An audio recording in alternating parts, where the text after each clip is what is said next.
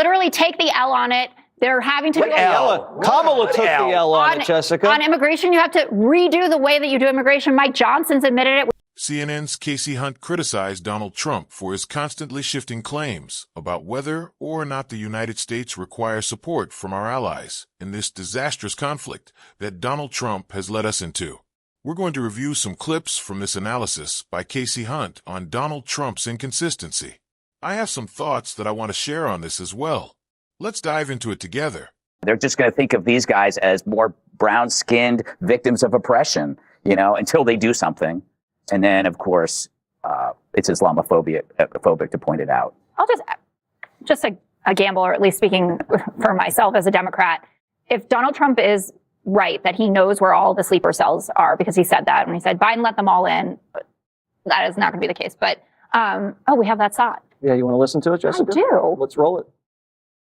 Have you been briefed about how many Iran sleeper cells there could be inside the U.S. right now? I have been, and a lot of people came in through Biden with this stupid open border. But we know where most of them are.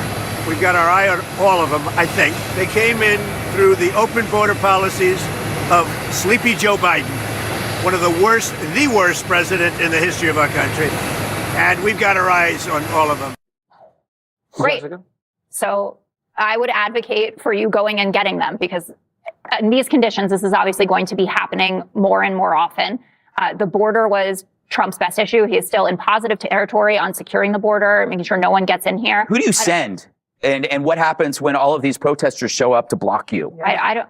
Who do you send? You send FBI agent, whoever the right. Not ICE. Not ICE. Can't send ICE. Are you guys really turning this into some sort of? No, because we're used to it. We know that when you guys, you say get rid of the worst first, but then you didn't do that. And then you just pick up everybody. And because you guys let in everybody. But not everybody committed a crime. Jessica, people that cross the border illegally should be deported. Everybody knows that. Asylum system. Jessica, most of the country wants them all out. I can't believe you want to fight about this. Literally take the L on it. They're having to do Kamala took the L on it, Jessica. On immigration, you have to redo the way that you do immigration. Mike Johnson's admitted it. We have to do a course correction. You have to tone it back. No, the course correction was electing Donald Trump. No, you guys blew open the border and you lost big time. Kristi Noem? Kristi Noem is now protecting the shield of America. Oh, a much better job. A very powerful counterterrorism tool is the following. That's it. You knock on the door. You say, hey, how you doing?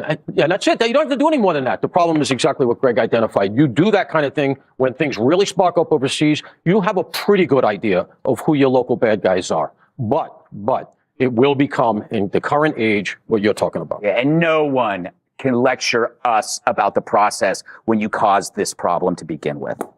Then I will have nothing to say for the rest of the administration. Hey, so don't threaten me with a bad time.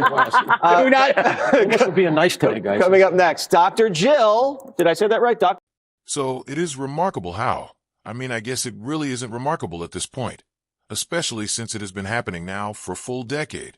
Isn't it wild that for 10 years, we have been dealing with this fool, Donald Trump, constantly insulting our allies and going after the United States partners? It's honestly unbelievable. And getting friendly with dictators the way that Donald Trump tends to do. I, for one, as an American, believe it is a good thing that our European allies and some other nations are saying, no, we're not getting dragged into this one.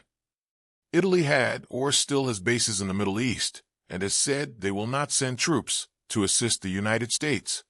Canada is saying something similar. They plan to stay out of it.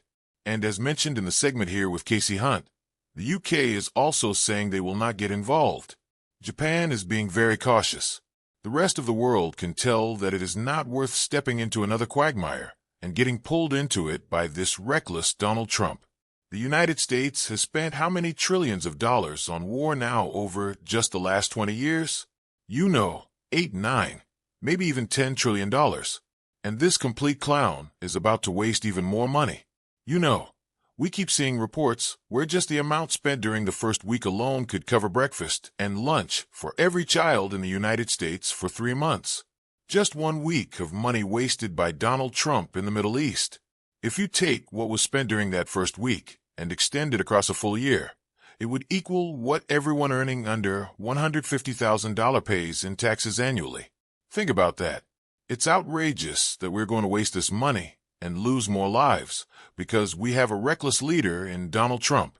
And when Casey Hunt says, which is it here with Donald Trump constantly changing his position. He says, oh, we need them, and oh, we don't need them. So what is the real answer? Donald Trump has said the war is over. He has also said it is just getting started. A reporter asked him the other day whether we were approaching the end or if it was only the beginning. And Donald Trump said both. I mean, he's the stable genius, right? That's what the MAGA supporters believe. How unbelievable is it that we are in this terrible situation? I mean, I guess it isn't that unbelievable because the United States has been doing this for basically my entire life. Probably all of you watching or listening. Most of your lives, if not all. The United States has been involved in these misadventures. That's a polite way to describe it. Around the world. And our allies are smart enough to say, not this time. And I hope they continue to stand firm no matter how Donald Trump tries to pressure them. But what do you think about this clip? I know this one was shorter and a bit different than what I usually share here on the channel.